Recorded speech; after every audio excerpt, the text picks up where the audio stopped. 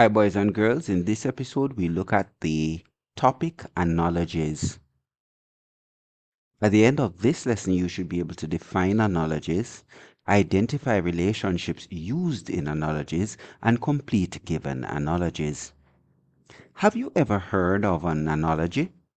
These are like riddles that need to be solved or completed by identifying the relationship between the words given. Here's a definition.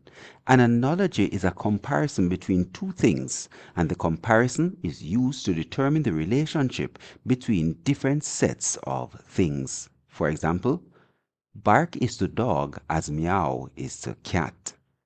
So we like to say that the relationship in the first pair is used to complete the relationship in the second pair. Explore. Look at these analogies. Can you match them to the relationship being used? So bird is to fly as fish is to swim. So animal and its movement. Thumb is to hand as petal is to flower. That would be uh, maybe part to whole. The thumb is a part of your hand and a petal is part of a flower. Let's go through and see if that really holds true by the time we're done. Lion is to den as lizard is to tree, animal and its habitat.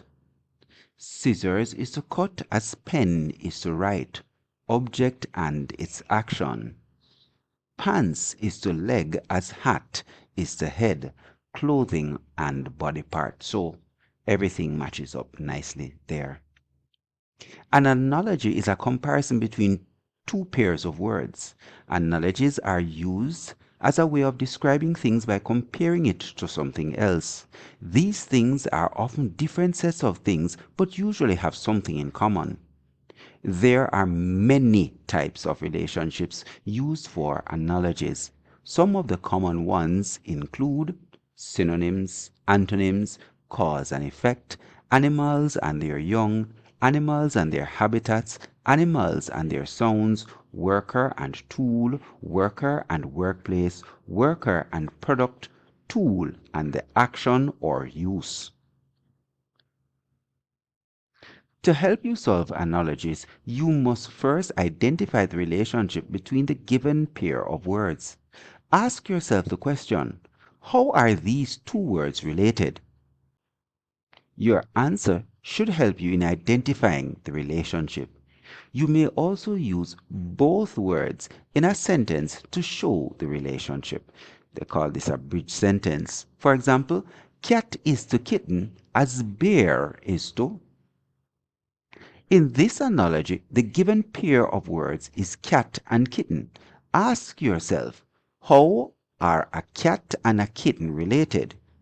Your answer in a sentence could be, a cat's young is called a kitten, or a kitten is a baby cat. The relationship therefore would be animal and its young. The next step is to find out the name given to a baby bear. A baby bear is called a cub. Therefore, the completed analogy would read, cat is to kitten as bear is to cub. Analogies can be written with the use of colons and semicolons.